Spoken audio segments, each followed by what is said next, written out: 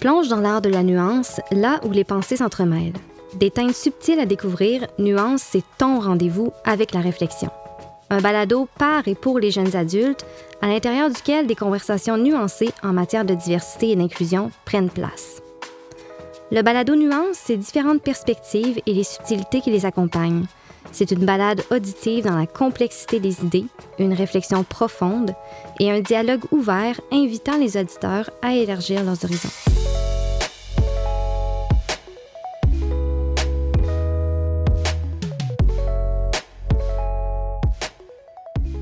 Dans cet épisode du balado Nuance, je discute avec Alexa de trucs et astuces pour mieux vivre avec la dépression.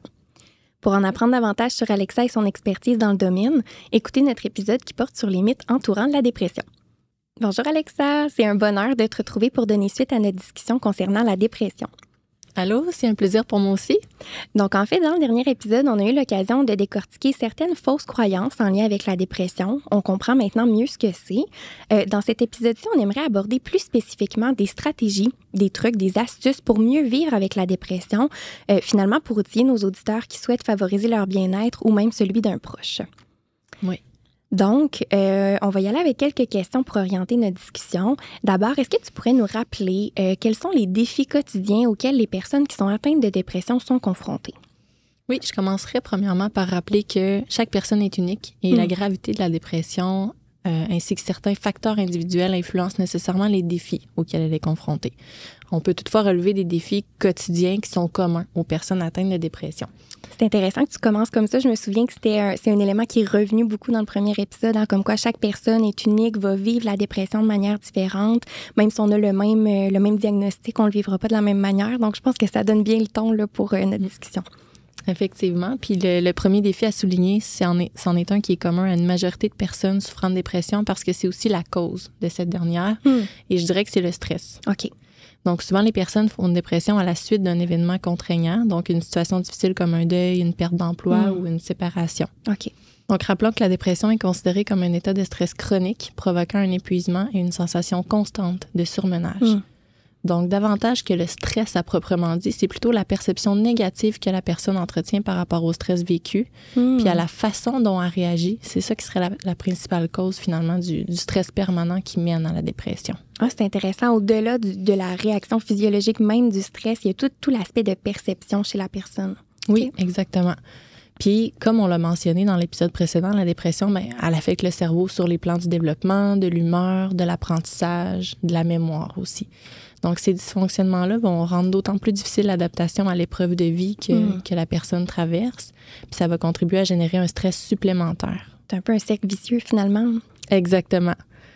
Par exemple, la personne qui fait une dépression à la suite d'une séparation peut éprouver du stress relié au travail en raison de sa difficulté à se concentrer, du stress relié à sa vie personnelle en raison de son humeur triste aussi, qui affecte sa capacité à prendre soin d'elle, à prendre soin de ses enfants si elle en a.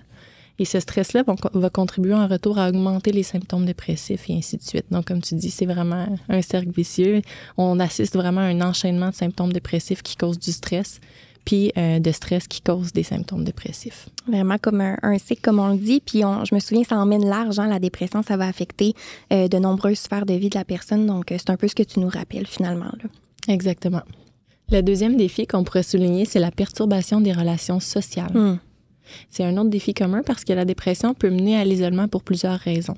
Donc, on peut faire face aux préjugés de l'entourage, par exemple, à une diminution des contacts en raison de la peur d'ennuyer les proches aussi avec nos problèmes, puis à une perte d'espoir qui favorise un repli sur soi-même en quelque sorte. OK. Donc, rappelons aussi que la dépression, c'est un état qui se caractérise par une perte d'espoir, une perte de plaisir aussi qui génère une humeur triste. Dans cet état-là, la personne a souvent envie de rien faire, ce qui l'amène à demeurer seule, finalement. Donc, cette perte de capacité-là à espérer des changements positifs dans l'avenir amène aussi un autre effet souvent rencontré chez les personnes atteintes de dépression, soit la perte d'estime personnelle. Ah oui, ça va de soi, je peux comprendre. Ça serait mon troisième défi, en fait, la perte d'estime de soi. Donc, la personne a tendance à s'autocritiquer, à entretenir le sentiment d'être inutile. Ah oui. Et ça, c'est un désespoir, finalement, face à l'avenir qui l'amène à juger négativement de sa valeur personnelle. Donc, cette baisse-là d'estime de soi va en retour contribuer à augmenter les sentiments dépressifs. Tu sais, je comprends un peu que chaque symptôme, on dirait qu'il en entraîne un autre, puis vont avoir une influence l'un sur l'autre dans la vie de la personne aussi. C'est quand même complexe comme situation, là. Effectivement, oui. Tous ces défis-là peuvent se rencontrer simultanément dans le cadre d'un cycle néfaste qui se met en place chez la personne dépressive. Ouais. Donc, par exemple, puisque la dépression va affecter le fonctionnement dans les différentes sphères de sa vie, la personne va avoir tendance à perdre confiance en elle. Cette perte de confiance-là, en créant encore plus de sentiments désagréables puis de stress, pourrait amener la personne à prendre de moins en moins d'initiatives sur différents aspects de sa vie, dont l'aspect social. Étant donné que la dépression peut affecter son fonctionnement dans les différentes sphères de sa vie, la personne va avoir tendance à perdre confiance en elle. Cette perte de confiance-là, en créant encore plus de sentiments désagréables et de stress, qui était notre premier défi, pourrait amener la personne à prendre de moins en moins d'initiatives sur différents aspects de sa vie, dont l'aspect social, qui est notre défi 3. Donc, par exemple, une personne dépressive pourrait avoir tendance à prendre moins d'initiatives à son travail et en retour recevoir moins d'approbation de la part de ses collègues. Et ça lui confirmerait ses pensées autocritiques à propos de sa valeur personnelle. Donc, cette spirale-là descendante crée en quelque sorte une prophétie qui s'auto-réalise parce que plus la personne est d'humeur triste, plus elle doute de sa valeur. Plus elle doute de sa valeur, plus elle se retrouve dans des situations où elle va expérimenter le sentiment d'échec. Et c'est ce sentiment-là, finalement, qui va renforcer à nouveau les défis initiaux, là, soit le stress, la perte de contacts sociaux et la diminution de l'estime personnelle. Oui, c'est intéressant que tu nommes ça comme une autoprophétie qui s'auto-réalise. Tu sais, je pense que ça peut sonner un peu décourageant, mais on comprend que ce cycle-là, il est vicieux, puis ça peut être complexe de s'en sortir. Là, on avait abordé toute la complexité de la dépression. Je pense que c'est important de le ramener de l'avant, comme quoi c'est pas juste un choix, on peut pas juste se dégourdir puis en sortir. Ça peut être plus complexe que ça. Ça m'amène sur une note peut-être plus positive, à savoir, il y a assurément des stratégies, des techniques pour mieux gérer là, les symptômes qui sont associés à la dépression. Est-ce que tu en as quelques-uns à nous partager? Oui, premièrement, le plus important, ne pas rester seul avec son problème.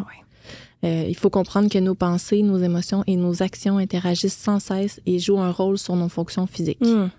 Donc, autrement dit, les pensées négatives nourrissent l'humeur dépressive. La personne voit, pour ainsi dire, la vie avec des lunettes noires. Et c'est difficile de se départir de cette vision-là sans une aide externe appropriée. Oui, je comprends. D'ailleurs, ce mal-être-là accentue le repli sur soi et renforce les pensées et les émotions désagréables. C'est pour ça que c'est important d'aller chercher de l'aide, que ce soit d'un professionnel ou d'en parler à ses proches. Ça va être super important. Juste de l'extérioriser, de ce que j'entends, là, de partager un peu cette lourdeur-là avec quelqu'un d'autre, ça peut faire du bien. Là. Exactement. Parfait. C'est primordial aussi d'engager des activités qui font du bien au moral. Il y a donc dans les règles de base à suivre là, pour retrouver un équilibre, on va dire que bouger, c'est super important. Donc, l'activité physique, c'est un précieux antidépresseur. Peut-être faire une petite nuance là, avec l'exercice physique. On ne demande pas nécessairement une activité qui est demandante sur le plan énergétique. Là. Une simple marche de 15 minutes peut contribuer à améliorer significativement l'humeur. Donc, si on est en mesure d'intégrer cette habitude-là, si banale puisse-t-elle paraître, finalement, dans une routine quotidienne qui inclut des moments de repos et de soins, on peut dire qu'on est sur la voie de la guérison. Là, parce que, dans le fond, l'activité physique aide à une meilleure autogestion du stress, ça permet d'évacuer les tensions et l'activité physique améliore aussi par le fait même l'estime de soi. Là. Bien, c'est super intéressant comme nuance parce que les auditeurs qui ont écouté les épisodes précédents, notamment celui sur l'anxiété, on parle de cette différence-là entre l'activité physique et l'exercice physique. On n'a pas besoin de se mettre à courir là, plusieurs kilomètres par jour pour ressentir les bienfaits de ça. Je pense qu'on enlève la pression là, en le nommant puis en disant que n'importe quel mouvement qui nous fait du bien va fonctionner puis on va en ressentir les bienfaits parce qu'on se rappelle qu'il y a une petite interaction chimique avec tout ça. Ça va sécréter des hormones positives. Donc, je pense que c'est important de le rappeler. Là. Oui, exactement. Et ça fait en sorte aussi d'être capable de le faire régulièrement, un petit peu. C'est toujours mieux que sortir une fois par semaine, 1 heure. Oui, t'as bien raison. C'est comme plus réaliste, finalement. Là. Aussi, oui. Autre chose, planifier son horaire la veille, c'est un bon moyen de contrer l'oisiveté, finalement, que peuvent créer les symptômes dépressifs. C'est important d'inclure des petits objectifs réalisables aussi pour vivre des réussites. Donc, c'est difficile de se mettre en action avec des symptômes dépressifs. Un autre truc, ça va être vraiment au réveil, là, d'éviter de rester couché longtemps à ruminer ses pensées. Donc, dès qu'on se réveille, se lever rapidement pour faire quelque chose. Là aussi, on va sécréter les hormones qu'il faut pour contrer les symptômes dépressifs. C'est intéressant, c'est des petites actions, mais c'est super concret. Là. Rapidement, on peut essayer d'intégrer ça, planifier son horaire, des petits objectifs qui sont réalistes, puis déjà, on fait un pas dans la bonne direction. Là. Exactement. On va essayer aussi de privilégier des activités agréables, inclure des passe-temps qui mettent en œuvre la créativité pour travailler d'autres régions du cerveau. C'est intéressant. On peut tenir un journal de nos humeurs. Ça permet d'accepter aussi puis de mieux comprendre le vécu émotionnel. On peut obtenir une rétroaction après sur les fluctuations d'humeur vécues en parlant avec l'entourage ou un professionnel. Donc, si on a notre journal, on peut tenir peut-être comme un historique de nos symptômes. Bien, c'est intéressant. Il y a plein... on a le bon vieux papier-crayon, mais il y a plein d'outils. Là. Sur mon téléphone, récemment, je remarquais une nouvelle application qui permet de compiler un peu tout ça. Puis, je pense que quand on est perdu dans les symptômes, c'est peut-être difficile de nommer comment on s'est senti dans les dernières semaines, dans les derniers mois, mais ça, c'est un repère concret, comme tu dis, pour en parler par la suite. Là. Oui, puis il y a des applications qui vont vraiment popper de notifications, par exemple, puis qui vont te demander comment tu es senti aujourd'hui, puis ils vont te poser des questions spécifiques pour faire un suivi. Sur l'anxiété aussi, il y a des applications comme ça. C'est génial. Oui. Un genre de rappel bienveillant, on en a tous besoin. Exactement. Je propose aussi de pratiquer la pleine conscience. C'est une approche qui a été prouvée comme étant super efficace là, pour tout ce qui est anxiété et dépression. La pleine conscience, c'est un exercice de prise de conscience par rapport à ce qui se passe à un moment donné. Donc, on pratique la pleine conscience en observant, sans jugement, les sensations du corps, les pensées, les sentiments, que ce soit des sentiments agréables ou désagréables. La pleine conscience, c'est pas nécessairement l'exercice de s'asseoir pendant 20 minutes à essayer de pas réfléchir. On peut pratiquer la pleine conscience en préparant un repas, en marchant dehors, tu sais, la marche de pleine conscience en utilisant nos 5 sens, par exemple, que sentir les feuilles craqueler sous ses pieds, écouter les oiseaux chanter, sentir l'air frais. Donc, utiliser vraiment les 5 sens durant la marche. Donc, ça se fait au cours de la journée durant nos activités, finalement. Ah, bien, c'est vraiment intéressant ce que tu apportes parce que c'est pas quelque chose comment je pourrais dire, on va s'exercer à faire ça, puis c'est difficile, c'est décontextualisé, on doit s'isoler. Finalement, ce que je retiens, c'est de se ramener au moment présent d'une quelconque façon, puis en portant attention à nos sens, là. Exactement. Ça me semble plus accessible, là, dit comme ça. Oui, parce qu'on pense souvent il faut l'inclure dans notre routine, il faut prendre un moment précis, puis c'est ça qui fait qu'on le fait pas souvent.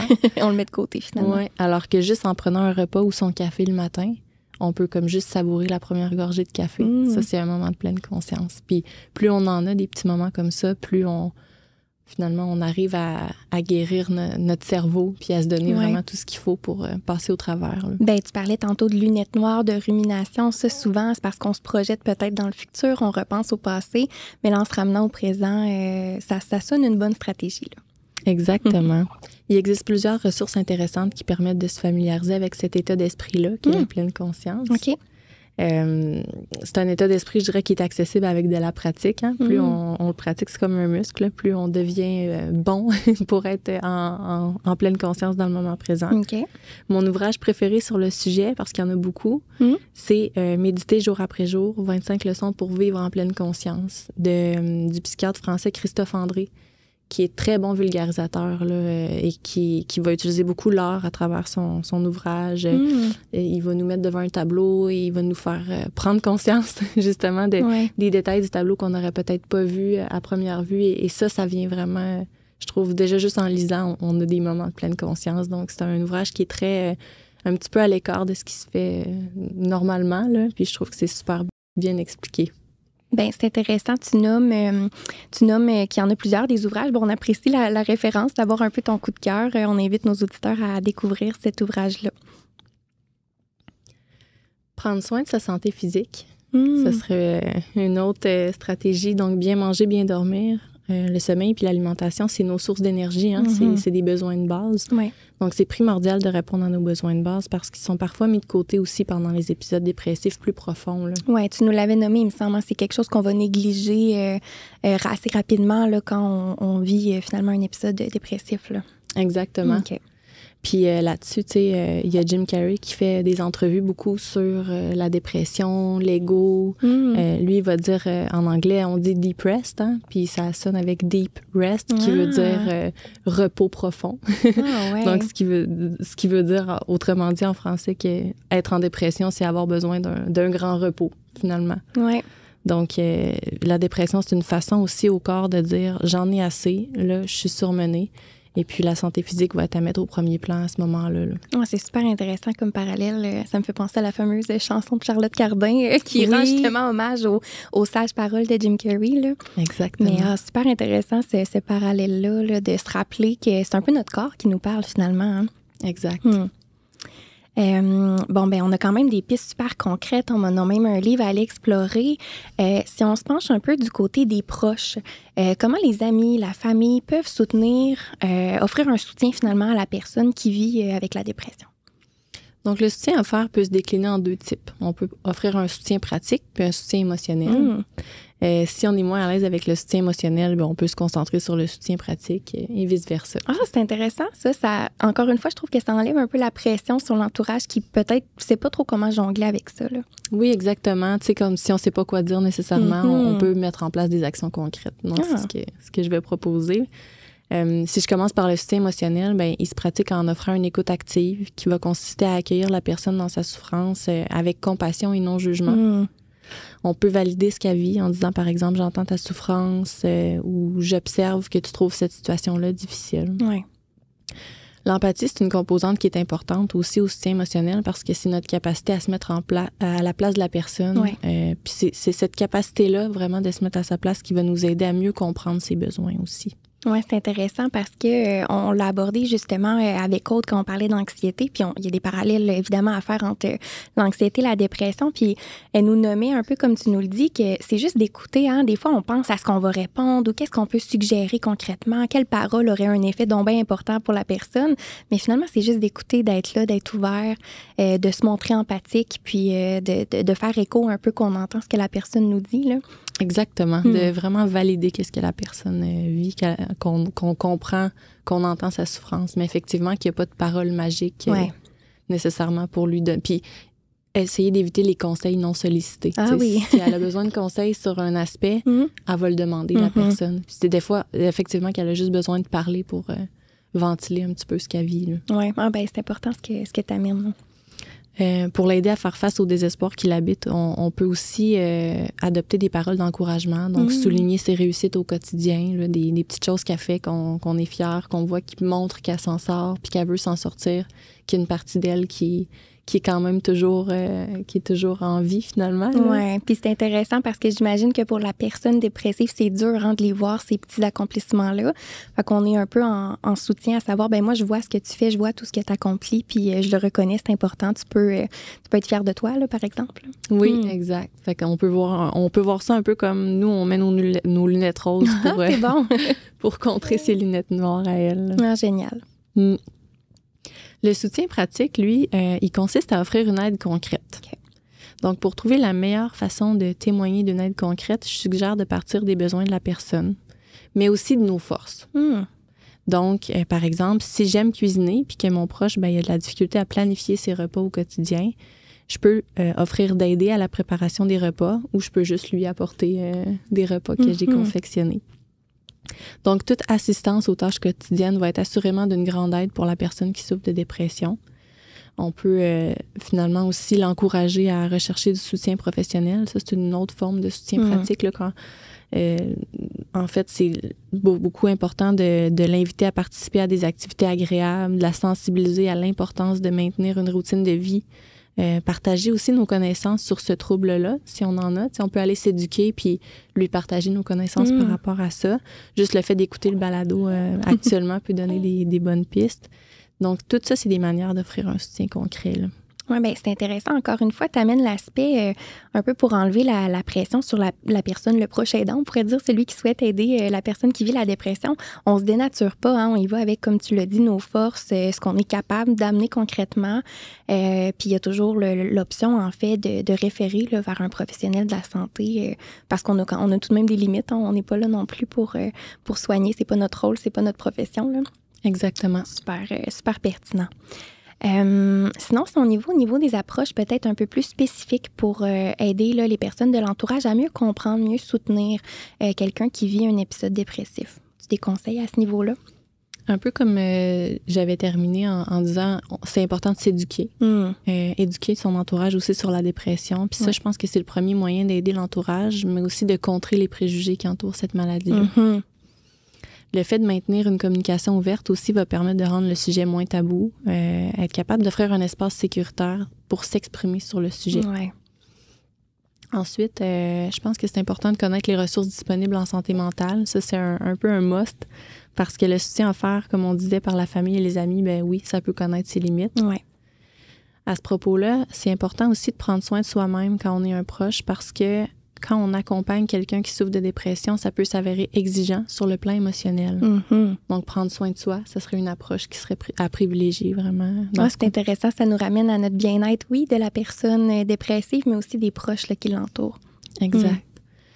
La patience aussi va être une vertu à cultiver dans son rapport à la dépression parce que, autant pour la personne atteinte que ses proches, la guérison, c'est un processus lent qui peut être parsemé de rechutes. Donc, c'est important de savoir ça, que on s'attend pas nécessairement à ce qu'en un mois, la personne retrouve finalement son énergie, là. Ça peut, donc, ça va demander de la patience vraiment, là. Bien, c'est bien de le nommer. Je pense que ça ramène des attentes qui sont réalistes par rapport à ça pour pas vivre un découragement. Si, par exemple, comme tu dis, la personne rechute, c'est pas nécessairement, étant donné les facteurs externes, on a compris plutôt que c'était complexe.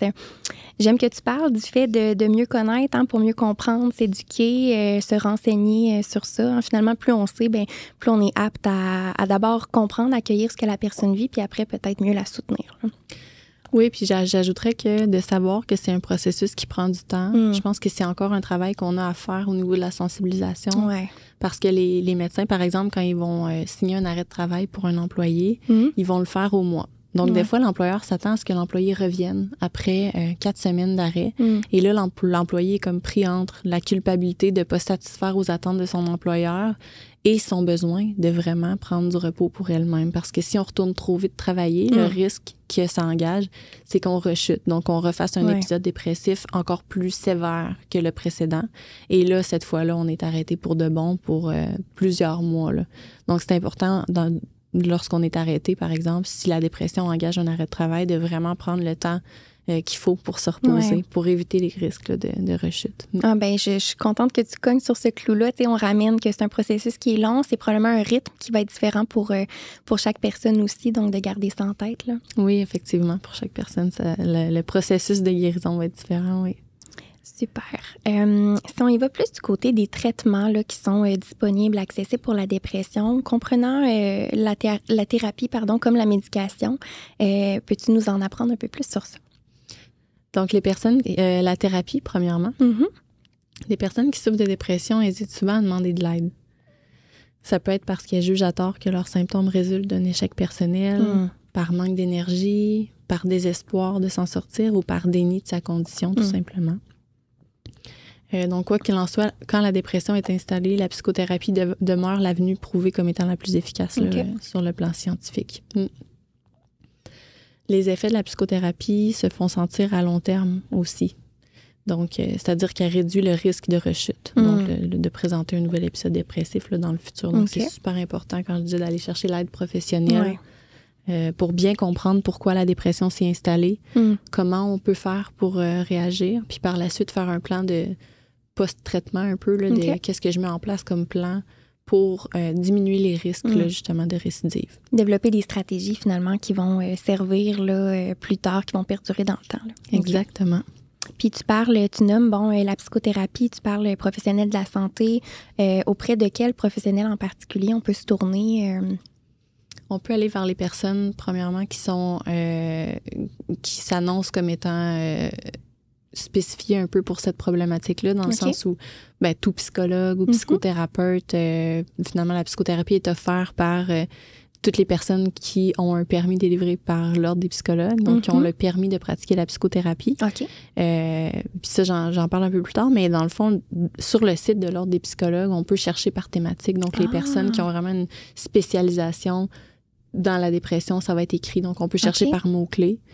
Si, par exemple, on a une dépression à la suite d'un événement difficile comme un deuil, on peut aller chercher aussi un professionnel qui est formé un petit peu plus sur le deuil puis qui le décrit dans ses spécialisations. Ah, c'est intéressant. Comme on disait, il y a plusieurs diagnostics, plusieurs causes à la dépression. Fait qu'il y a des professionnels qui vont se spécialiser là, dans l'une ou l'autre. Ah, OK. Oui, donc c'est vraiment les psychiatres, les psychologues et les psychothérapeutes là, qui vont pratiquer la psychothérapie. Super. Les objectifs de la psychothérapie, souvent, ça va justement plus par rapport à une dépression, être à propos de la gestion du stress et puis du regard sur l'estime de soi. Là. Ça peut être, par exemple, des objectifs là, qu'on va travailler. Par rapport à la psychothérapie aussi, la thérapie cognitivo-comportementale et la thérapie interpersonnelle, c'est des avenues intéressantes là, qui ont fait leurs preuves sur le plan scientifique au niveau de la dépression. Donc, en fait, tu nommes là, la thérapie cognitivo-comportementale. J'invite les auditeurs là, qui aimeraient en apprendre davantage sur comment ça se présente, comment ça se vit, à écouter là, l'épisode sur les trucs et astuces là, au niveau de l'anxiété, parce qu'on en a déjà parlé avec Aude. La thérapie interpersonnelle, on ne l'a pas abordée par contre. Est-ce que tu peux nous dire quelques mots là-dessus? Oui, c'est une thérapie qui a été élaborée dans les années 60 environ pour justement contrer les effets de la dépression. Et puis, l'objectif, c'est de se centrer sur les relations sociales actuelles. Donc, quand le problème vraiment se situe sur le plan des relations sociales, puis que la personne vit des défis en lien avec ça, au lieu de se concentrer sur les expériences de l'enfance uniquement, on va aller vraiment travailler au niveau de ses relations interpersonnelles, à recréer le lien, puis travailler sa perception aussi de ce lien-là, puis du soutien offert. Et ça, en retour, ça va aider à diminuer les sentiments dépressifs, l'autocritique, la perte d'estime là, dont on parlait tantôt. OK. Ah, ben super intéressant. Elle porte bien son nom, cette thérapie-là, finalement. Merveilleux. Sinon, bon, là, on a abordé un peu là, l'aspect thérapeutique. On comprend là, que ça se vit évidemment avec un professionnel de la santé. On peut savoir comment ça se présente si on prend rendez-vous. Par contre, là, quelle forme ça peut prendre ce genre de thérapie-là. Si on y va au niveau de la médication maintenant. Souvent, la médication, on la prend en combinaison avec la psychothérapie. C'est important, si on a une médication, de quand même travailler le côté pensée, émotion. Ouais. Mais c'est ça, dans les épisodes dépressifs, je dirais modérés à sévères, là, il peut s'avérer nécessaire d'ajouter une médication. Elle va être prescrite par le psychiatre ou le médecin. OK. Donc, c'est important de se remémorer que les causes de la dépression peuvent être autant physiques, biologiques, psychiques que psychosociales. Puis peu importe sur quel plan se situent les causes, ils vont tous conduire à un stress chronique qui active le système hormonal du stress et qui perturbe le fonctionnement du cerveau. On se rappelle que ça vient jouer du point de vue physiologique finalement, puis que la médication vient un peu compenser ou, comment je pourrais dire, rééquilibrer le système. Exactement. Okay. Le système hormonal, le débalancement hormonal, c'est un petit peu un débalancement chimique là, dans le cerveau. Donc, concernant cet aspect-là, la médication demeure l'avenue la plus étudiée. Son efficacité présente un haut niveau de preuve scientifique. Okay. J'ajouterais que, contrairement à certaines croyances populaires, les médicaments modernes contre la dépression sont pas addictifs, donc ils créent pas une dépendance et ils présentent peu d'effets secondaires. La médication va s'avérer surtout une avenue nécessaire chez les personnes qui présentent un haut risque de récidive, par exemple chez les personnes qui ont fait 3 épisodes dépressifs dans leur vie ou 2 dans les 5 dernières années. Là. Bien, c'est important ce que tu nommes. Tu ramènes un peu l'aspect complémentaire. Oui, il y a la médication, mais il y a aussi là, la psychothérapie. Puis en fait, c'est la combinaison des deux, je présume, qui va donner un effet optimal pour la personne. Oui, exactement. Parfait. Puis en plus, tu nommes, je trouve ça intéressant d'enlever un peu la stigmatisation autour de la médication. Je pense que des fois, en tant que nous-mêmes, on peut mal vivre le fait de devoir commencer à prendre une médication. Ça peut peut-être être mal vu par l'entourage parce qu'on comprend pas nécessairement très bien, mais je pense que tu nous ramènes un peu là, à savoir que, ben non, c'est pas nécessairement addictif. Puis il y a très peu d'effets secondaires. Ça se veut rassurant, là, je pense. Oui, exactement. Puis on peut le voir un peu comme une béquille pour un temps. Le temps de se remettre debout, de travailler sur nos stratégies. C'est pas nécessairement un diagnostic à vie. Là, c'est un épisode qui peut passer. Puis des fois, c'est tout ce que ça nous prend pour retrouver un peu le souffle, là, ramener la tête au-dessus de l'eau, si on peut dire. Là. Ah, c'est intéressant, l'image de la béquille. Finalement, on a une cheville foulée, une jambe cassée. On a besoin d'une béquille pour aller mieux physiquement. C'est un peu le même principe, finalement. Oui. Il existe aussi des traitements de phytothérapie, donc des remèdes à base de plantes, par exemple, qui vont combiner l'utilisation de, par exemple, du millepertuis qui agit sur les niveaux de sérotonine puis de la noradrénaline. Donc ça agit sur les hormones du bonheur, un peu comme la médication, mais c'est des traitements qu'il faut qu'ils soient prescrits par des médecins qui sont formés en la matière. Là. On peut pas comme commencer ça par nous-mêmes. Je comprends. Mais c'est intéressant de savoir que ça existe. Moi, mes petites connaissances de base me disent que la camomille, avant de se coucher, ça peut aider. Ce genre de ce qu'on connaît bien là, déjà, une petite tisane et ainsi de suite. Mais super intéressant, mais j'entends de se retourner vers quelqu'un qui est spécialiste là-dedans. Oui. Parfait. On peut aussi engager des actions préventives parce que la dépression peut être due à des facteurs épigénétiques. Donc, ce que je veux dire par facteur épigénétique, c'est les processus biologiques comme la réponse au stress. Donc, en ce qui a trait à la génétique, là, on sait que 10 à 20 des proches d'une personne atteinte de dépression vont aussi être à risque d'en être atteints avec le lien vraiment génétique, biologique. Et c'est pas la dépression à proprement dit là, qui est transmise génétiquement, c'est plutôt le risque de réagir à un surmenage par une dépression. Donc, c'est un peu notre réaction au stress. Oui, je comprends.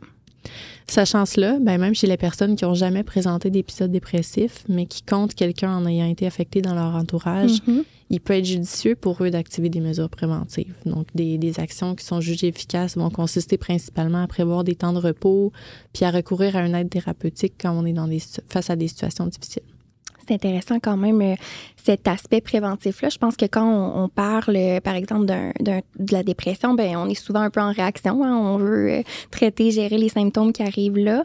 Mais c'est super intéressant de le nommer, peut-être reconnaître là, qu'on peut être plus susceptible là, à vivre un épisode dépressif, reconnaître les signaux qui vont nous prévenir là, finalement qu'on en est peut-être là. Donc, super intéressant encore. On y va de plus en plus concret, finalement.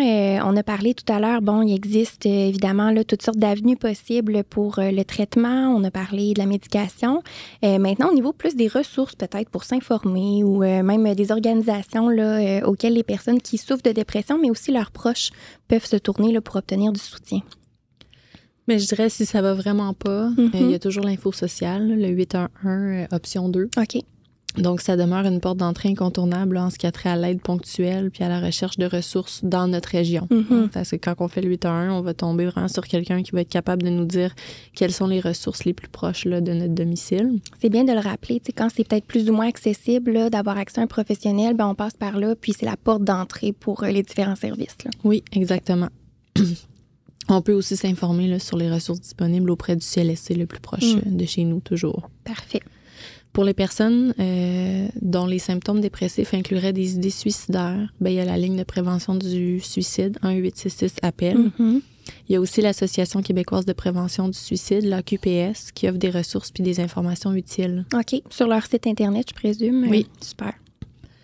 On a aussi au Québec le réseau Avant de craquer qui offre du soutien aux proches de personnes aux prises avec des problèmes de santé mentale, dont la dépression. Je connaissais pas. Oui, on retrouve des groupes d'entraide dans ce réseau-là. On a aussi beaucoup de ressources éducatives. Donc, le site, c'est capsantémentale.ca.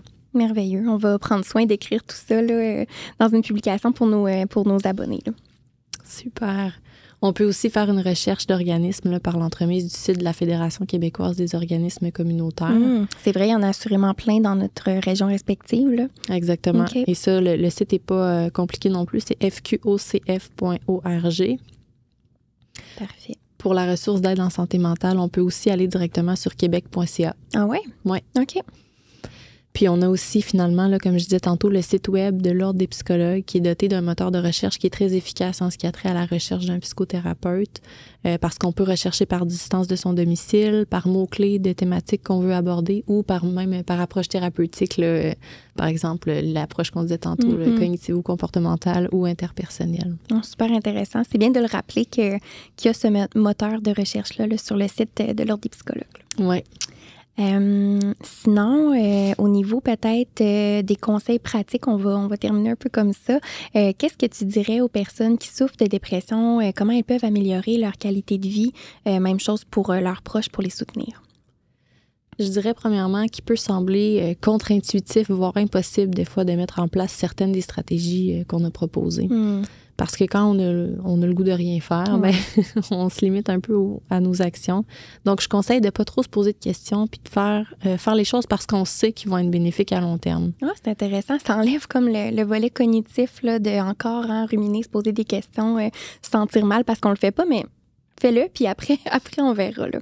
Okay. Oui, puis de pas attendre à ce que ça soit instantané non plus. Ouais. C'est le fait de le faire à répétition, un petit peu chaque jour, de se mettre juste en action, de se poser vraiment des petits objectifs, des petits défis qui vont tout faire la différence. Là. Effet boule de neige un peu. Ouais. Autant on a notre cycle un peu vicieux, on a cet effet boule de neige-là qui est positif. Oui, pour justement renverser le cycle néfaste envers un cycle positif de mise en action. Là. Ah, super.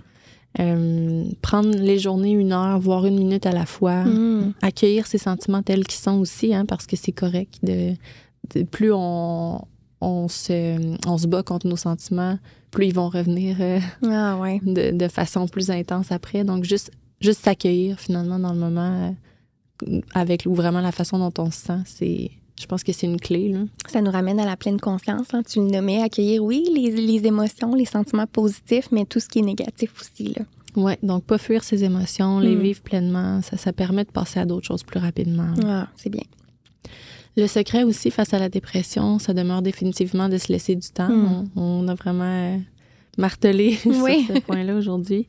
Mais souvent, notre cerveau voudrait reprendre le quotidien parce que on veut reprendre rapidement notre rythme de vie. Mais avec la dépression, notre corps ne nous le permet pas toujours. Donc, pour éviter les risques là, de refaire un épisode dépressif plus sévère dans quelques années, il convient de prendre le temps maintenant de bien remonter comme il faut. Oui, tu l'as bien nommé tout à l'heure. Hein, finalement, de retourner trop rapidement, ça peut nous nuire par la suite. Là, donc, de prendre le temps, je pense, c'est ce qu'on retient. Là. Exact. Aussi, connaître ces déclencheurs de stress, ça permet de mettre en place des actions préventives pour pas retomber. Donc, en sachant que la dépression, c'est un peu une manière qu'a notre corps de communiquer quelque chose qui ne fonctionne pas dans notre vie, on peut aussi faire le nécessaire pour se donner toutes les chances de s'adapter soit à notre situation difficile ou de faire face simplement de modifier les éléments du quotidien qui généraient un trop grand stress. Oui. Bien, merveilleux encore là, toutes sortes de conseils là, très pratiques, tout en bienveillance aussi. On rappelle l'essentiel de toute la complexité de cette dépression-là. Pour conclure, j'ai envie de te demander, on aimerait encore plus de ressources où les gens peuvent trouver là, des informations supplémentaires, du soutien aussi pour mieux vivre avec la dépression puis soutenir les gens de leur entourage en considérant que cet épisode-là, finalement, c'est un premier pas pour s'informer. Là. Il y a l'association Revivre, donc l'Association québécoise de soutien aux personnes souffrant de troubles anxieux, dépressifs ou bipolaires. Qui offre des services d'information et de soutien continu ou transitoire. Ils ont une ligne d'écoute aussi qui est le 1-866-REVIVRE. Et sur leur site Internet, il y a beaucoup, beaucoup de services offerts, beaucoup d'outils. C'est revivre.org. Encore là, c'est très simple. Oui.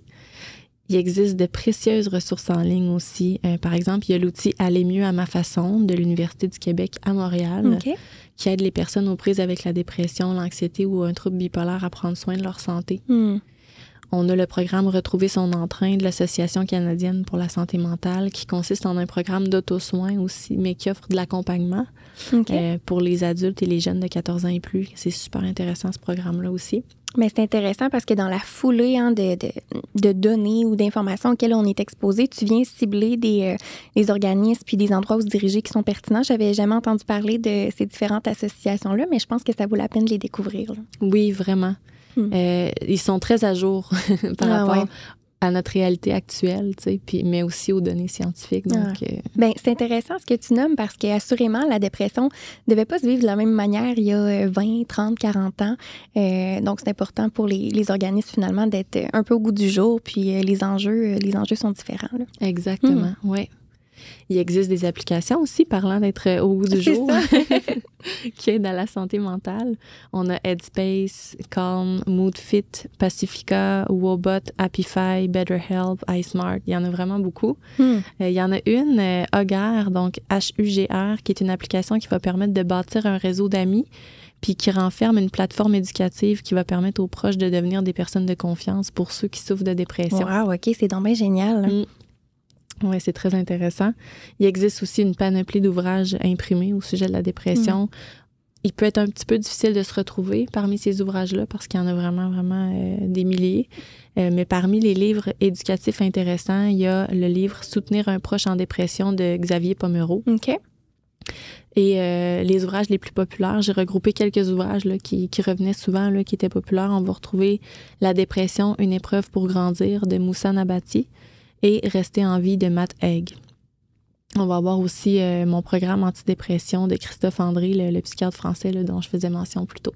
Bien, génial. En fait, on invite les gens à se rendre en librairie. C'est assurément accessible, peut-être même dans la bibliothèque là, près de chez vous. Encore une fois, on apprécie que tu nous cibles des ressources aussi concrètes. Là. Je pense que c'est aidant pour la suite, pour quelqu'un qui aura envie de se renseigner davantage, de favoriser son bien-être ou celui d'un proche. Bien, un énorme merci, Alexa, d'avoir accepté de poursuivre la discussion avec nous. Bien, c'est toujours un plaisir.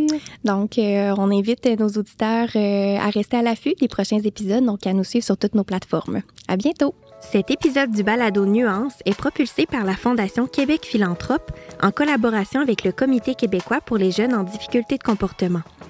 La réalisation est rendue possible grâce à l'expertise des productions Upawa, notre génie des coulisses, qui vous offre une expérience auditive sans égale. Nous remercions chaleureusement nos précieux partenaires, sans qui ce projet n'aurait pu voir le jour.